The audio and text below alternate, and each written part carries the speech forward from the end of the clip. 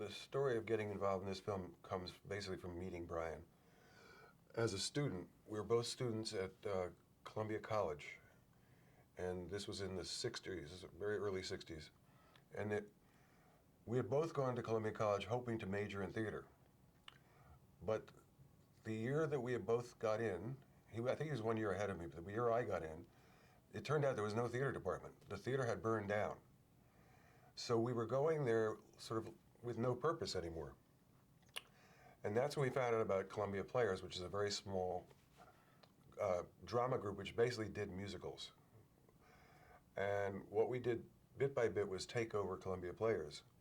It was sort of a coup from the inside, because it was originally dominated by the musical comedy group who were very good, but we wanted to do straight plays or classic theater.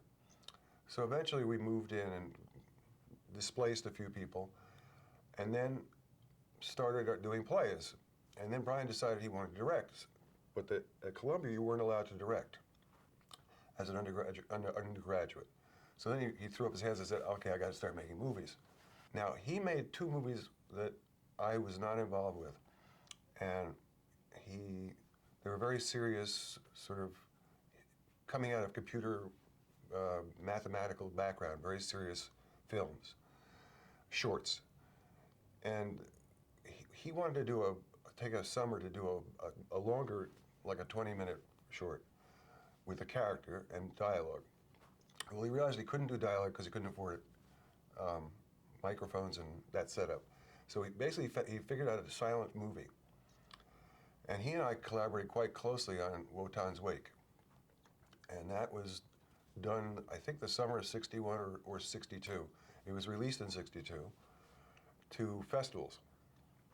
And it won a very good award at the Modern Museum called the Rosenthal Award. And actually got him some money. The wedding party was when we all decided to move up to Sarah Lawrence, which is a girls' school at that time. And it was just the place for theater. It was a man named Wilfred Leach ran it, and the theater department, and he was a master of many things. He was teaching movies when movies were not being taught anywhere, and he was teaching classic theater, but done in a Brechtian way, and comedies. So he and a very rich lady, a student, and Brian decided to collaborate on The Wedding Party. And that took, I think, 4 years to complete. It was shot bit by bit by bit, and they kept improvising and editing and trying anything they could do to make it better. So it was finally released in 69, I think. So from 64 to 69, it was being made. In 64, I formed a group with Brian and took him over to England to shoot a documentary called Maude. Maude was about the Rolling Stones, The Who, the sort of the scene, the fashion scene, and the art scene in London. That never got released because I ran out of money. But basically, it was a great experience for us all because it showed us how you can work on a very tight budget. Then came Murder a la Maude, which was Brian's first talkie that I could think of. I think he made a short that talked, but his first talkie was Murder a la Maude, and it was a feature. And it was a murder told from 3 different points of view. And in it, I played Otto, which is a person who is like Buster Keaton, totally silent. It was a silent segment. I basically disposed of the bodies and found out who murdered who, and then get murdered in the end. Another scene was by another roommate, played by another roommate called Jared Martin. He played the murderer. And then the third scene was another point of view, which sort of focused on the victim and what happens to her. So it didn't quite succeed, but it was very ambitious. And it did get released, I think, for about a week and a half. We just would do everything together, inseparable. And this was a time that before the Beatles were the Beats. So we would be very interested in the arts. We went to several parties with Allen Ginsberg and Kerouac. It was that kind of milieu. And it was very exciting. I mean, Columbia was not that great, but Sarah Lawrence was great, and we had the Beats of Columbia and the players doing plays, and then we went up to Sarah Lawrence for half the year. We liked to go to parties. We liked a lot of beer, and no drugs at all at that time. I don't know, we've just always been very close.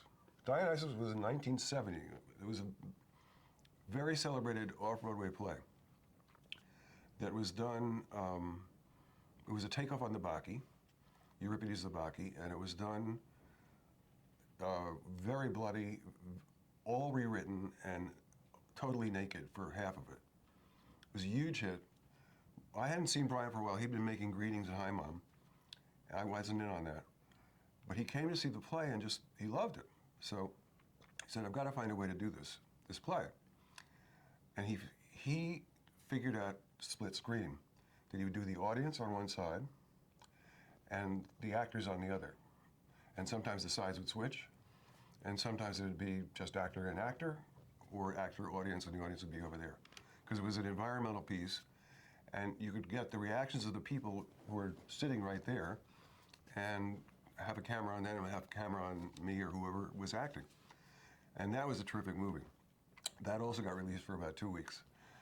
But it was a really good movie. And it's still being shown in theater departments all over the United States.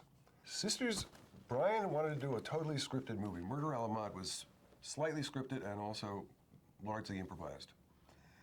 He wanted to do a very tightly scripted movie, and he wrote this thing with Louisa Rose, and I had some input into it, but they did it together. And what he would do is give me various drafts and say, what do you think of this one? And I'd say it needs this, or go there, or do this. Help it out here. And eventually they come up with a great script, or I thought a really good script.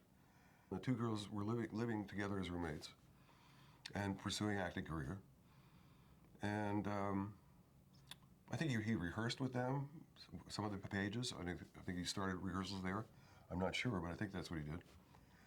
And we did readings in New York, I remember that, to try to get an idea of the whole thing. And Brian likes rehearsals, so we tried to rehearse some of it, not a lot, because there's so many set pieces you can't rehearse. Ed is an amazing person. His mother ran a toy company, or his father ran a toy company.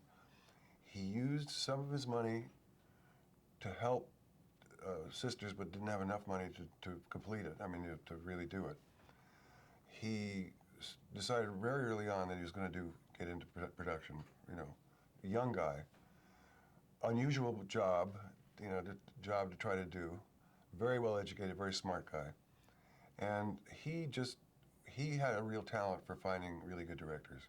The couch. Did Brian tell you that he bet some money about the couch? He put money against another producer who said it couldn't be done? I can't remember the name of the producer. It might have been Marty Bregman, or I'm not sure. But basically, some other producer said, this is never going to work. I think maybe it was the original producer, the guy who was going to originally do it. I'm not sure, but anyway, that's interesting. Maybe Ed will remember this. So he said, this will never work. You can't put a body in a couch. It's ridiculous. Brian said, of course you can. It's easy. You just take some pillows out and shove the body and put pillows on top of it. It's a snap. No, it's never going to work. That might have been the reason he didn't want to do it. Anyway, so they actually bet money, I don't know how much. And he sent him a photograph of the scene with the body going into the couch and the couch closing, and it was great. Just the idea of that couch is great. The idea of the couch at the end is great. With Charlie, stuck in the tree forever, watching. Where is it? I was thinking about that today. I said, why the hell didn't he go down there and open up the couch? But that would have been another movie. The scene that's interesting about the couch also is that they were shooting in a giant theater next to La Mama, and which is a theater in New York, experimental theater. And they had built this set strictly just so they could shoot this scene where the police come in and take a tour of the house, pass the couch, talk to her, and then get her to sit down on the couch. Well, the camera was supposed to go past the couch and you start to see the blood coming out of the couch on the back, and then pan around and go around. But he could never get the tracking right. They'd get it right up to the second pass behind the couch to show that there was really a lot of blood, and this was going to be very embarrassing, if the police noticed it. And Brian was just furious, so they had to do it in several takes. But that would have been his first gigantic tracking shot, which I think was influenced by Rope, Hitchcock. But he wanted to do one shot like that where just number stops and the blood keeps changing. Yeah. It would have been incredible. What Brian did is, it's not like he lifted Hitchcock and copied Hitchcock and just did Hitchcock, everything Hitchcock did. What he did is take sort of scenarios and set pieces from Hitchcock and find entirely new ways of using them. Things that are not like Hitchcock. In other words, when she's looking out the window, spotting the murder across the street and goes for her goggle, her glasses, that could be seen as being from Rear Window. But in Rear Window, you don't have the other side of the screen opening up and showing, split screen, what she's seeing. Now that's not Hitchcock. Hitchcock never did that. That's Brian. So I think it's sort of like, it's like an easy thing to say that Brian ripped off Hitchcock. What he did is use Hitchcock and make new stuff out of it, make it, in my way, more interesting. The hypnotism. That was shot by Brian. And I think we did it in 2 takes. It was the easiest thing to shoot. Because I sensed where he was moving, and he sensed when I was moving. It was very amazing to me. And he's like flat on his back with I think it was a Bolex or something. It was like a very small camera. Shooting this thing, like moving with me, it moving, him turning away so she's not looking. He's she, she's Jennifer. And, and me making the camera move back, as if it was Jennifer. That is one hell of a brilliant scene. And it looks like nothing, but it's like a great scene. Plus, it was the first time hypnotism has ever been done. Ever been done, direct hypnotism of an audience. It was as taboo. You weren't allowed to hypnotize the audience. I took courses to learn how to hypnotize because we were going to try to hypnotize the audience. And up to that time, it was a taboo. You're not supposed to do it. But we did it. I don't know whether we put anybody out, but, I think once when I saw it late night on television, I had a couple of drinks, and I was like, I was sort of going in. I was going under, as they say. No, there was no money. In other words, this is in the prehistoric time when they didn't have money to do folding, fake, scalpels. I mean, it just would have been way beyond the budget. It probably would have cost them a day of shooting just to get a fake scalpel that bent, or a rubber one that looked good.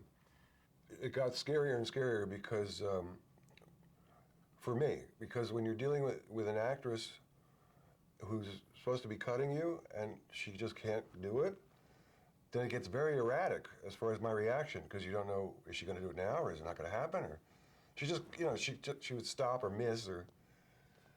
So it was scary for me because we couldn't do it directly in the groin, but we were trying to get as close to the groin as we could get a rating for, And so you have this thing coming in, it's very sharp, not filed down, scalpel, and you don't know when she's going to do it. Finally, she did it, and we cut through this stuff, and she got the padding, and everything worked out fine. But for me, it was scary because she couldn't do it. It'd be better if she had just done it a couple of times really violently, and hopefully not hit anything. No arteries. Also, the fight was hard with her. But then we really got into it. It got better and better once we choreographed it really well. The fight at first was really sort of a fight, and it didn't look like anything. So finally, Brian and the three, we just worked out this. If you watch it on film, it's like a awkward ballet of twisting and bending, and it almost looks like, fucking. It was done so well. It's one of my favorite parts. And by the way, this picture still scares me. I mean, this is ridiculous. I've seen it like 25 at least. It's still scary. There are things that still scare me in it. I mean, I'm not climbing out of my seat, but I'm like going, holy smokes. It's interesting.